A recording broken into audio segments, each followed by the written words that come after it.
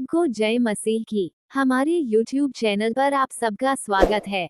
प्रिय भाई और बहनों को, अगर आप हमारे चैनल पर नए हैं तो वीडियो को लाइक, शेयर और सब्सक्राइब जरूर करें। दिवाली पर मसीहों के लिए एक महत्वपूर्ण संदेश। जबकि हमारा इस नवंबर में रोशनी के त्योहार दिवाली को मनाने के लिए तैयार है, यह उचित होगा कि हम इस त्योहार के महत्व पर ईश्वर के वचन के संदर्भ में विचार करें। दिवाली का धार्मिक महत्व अलग अलग भौगोलिक क्षेत्रों में अलग अलग, भारतीय परंपराओं में अलग अलग है। उत्तर में दिवाली 14 वर्ष के वनवास के बाद राम के अयोध्या लौटने का प्रतीक है। दक्षिण में ऐसा कहा जाता है कि कृष्ण ने राक्षस राजा नरकासुर का वध किया और उसके द्वारा बंदी बनाई गई महिलाओं को मुक्त कराया। पूर्वी भारत के हिंदू इस त्योहार को काली से जोड़ते हैं, जो कि दैवीय रक्षक और बुराई का नाश करने वाली हैं। जैन धर्म के लोग दिवाली को उस दिन के रूप में मनाते हैं जिस दिन महावीर की आत्मा को मोक्ष, अंतिम मुक्ति मिली थी। बौद्ध धर्म के अनुयायी सम्राट अशोक को याद करते हैं, जिन्होंने कलिंग के युद्ध में भारी रक्तपात के बाद 265 बीसी में इसी दिन बौद्ध धर्म अपनाकर शांति का मार्ग अपनाया था। सिखों के लिए दिवाली उस दिन की याद दिलाती है जब इन सभी मिथकों तथ्यों में अंतर्निहित सामान्य विषय बुराई पर अच्छाई की जीत, अज्ञान पर ज्ञान की जीत, अंधकार पर प्रकाश की जीत, युद्ध पर शांति की जीत और असत्य पर सत्य की जीत है। दिवाली की कल्पना बाइबल में दी गई प्रकाश और अंधकार की अपनी कल्पना को दर्शाती है।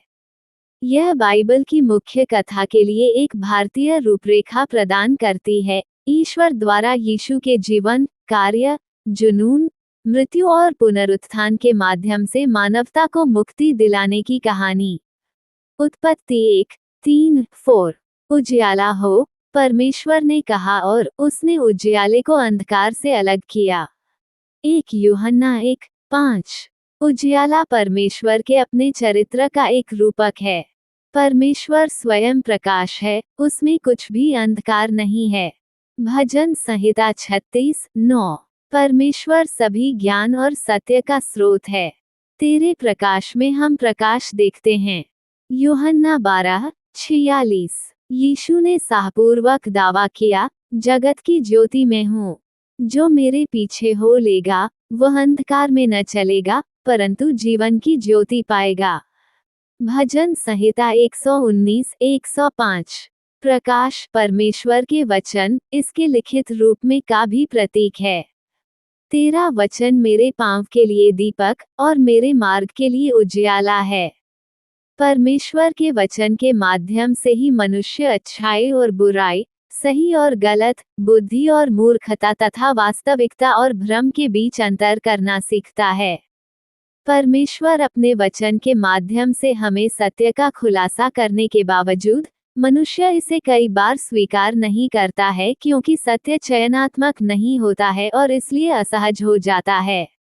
यूहन्ना 3:19। ज्योति जगत में आई है, परंतु मनुष्यों ने अंधकार को ज्योति से अधिक प्रिय जाना, क्योंकि उनके काम बुरे थे। उद्धरण चिन्ह यशायाह 8:21-22। हमें परमेश्वर के संकेतों को पहचानने और परमेश्वर के वचन के करीब रहने के लिए एक आवश्यक चेतावनी दी गई है। यदि वे इस वचन के अनुसार न बोलें, तो उन्हें भोर का प्रकाश न मिलेगा। वे व्याकुल और भूखे होकर देश भर में मारे मारे फिरेंगे। जब वे भूखे होंगे, तो क्रोध से भर जाएंगे। तब वे केवल संकट और अंधकार और भयंकर अंधकार देखेंगे, और वे घोर अंधकार में धकेल दिए जाएंगे। यशायाह 9:1-2। हालांकि सब कुछ खत्म नहीं हुआ है। ईमानदार और विश्वास करने वालों के लिए आशा है। जो लोग संकट में थे, उनके लिए फिर कभी अंधेरा नहीं रहेगा। अंधकार में चलने वाले लोगों ने एक बड़ी ज्योति देखी है। जो लोग मृत्यु की छाया के देश में रहते थे, उन पर एक ज्योति चमकी है।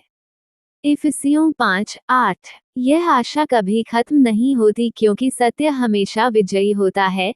ज्योति अंधकार में चमकती है, और अंधकार ने उसे जीत नहीं पाया।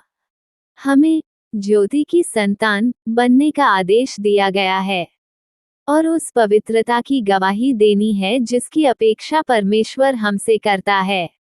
मत्ती 5:16। तुम्हारा उजियाला मनुष्यों के सामने चमके कि वे तुम्हारे भले कामों को देखकर तुम्हारे पिता की, जो स्वर्ग में है, बड़ाई करें।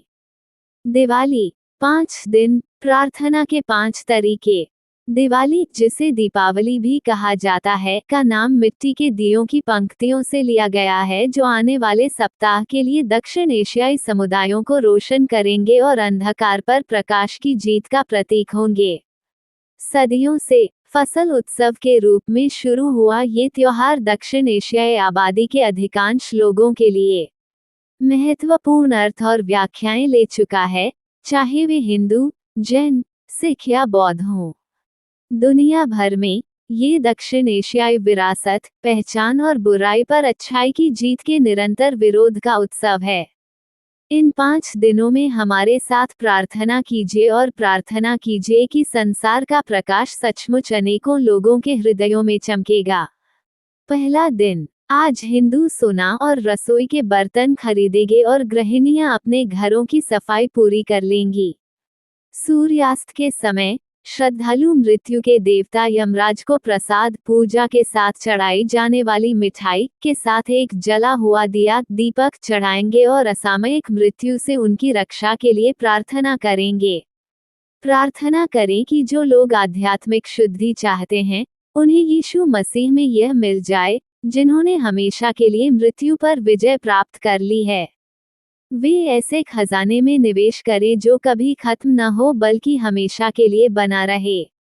दूसरा दिन, आज घरों को मिट्टी के दियों और रंगीन पाउडर से बनाए गए जटिल पैटर्न से सजाया जाएगा जो अपने डिजाइनों से फर्श को चमकाते हैं। इस दिन ऐसा माना जाता है कि भगवान कृष्ण ने एक शक्तिशाली राक्षस को हराकर दुनिया को भय से मुक्त किया था। प्रार्थना करें कि दक्षिण एशियाई समुदायों में रहने वाले विश्वासियों के दिलों में भय के बजाय मसीह का प्रेम राज करे। वे विनम्रता और शांति के साथ उसके बारे में बात करें। तीसरा दिन, आज परिवार धन की हिंदू देवी लक्ष्मी की पूजा करने के लिए एकत्रित होंगे ताकि वे आने वाले वर्ष में समृद्धि और आशीर्वाद की कामना कर सकें। उन्हें घरों में आमंत्रित करने के लिए दीप जलाए जाएंगे। अंधेरा होने के बाद खुशी के जश्न में हजारों जगमगाती रोशनी, आतिशबाजी और पटाखे जलाए जाएंगे। प्रार्थना करें कि दुनिया भर के लोग यीशु को संसार की ज्योति के रूप में जानें, जिसमें पूर्ण और स्थायी आनंद है। चौथा दिन, आज पारंपरिक प्रार्थनाएं की जाएंगी तथा मित्र एवं परिवार एक दूसरे को उपहार भेंट करेंगे। प्रार्थना करें कि यीशु के अनुयायियों को उत्सव की भावना के बीच अपने समुदायों में उनके प्रकाश को साझा करने के कई अवसर प्राप्त हों। पांचवा दिन, आज भाई अपनी विवाहित बहनों के घर विशेष भोजन के लिए जाएंगे, जो उस परंपरा के प्रति सम्मान प्रदर्शित करता है, जो एक देवता द्वारा अपनी बहन को एक शक्तिशाली उपहार दिए जाने के कारण प्रचलित है।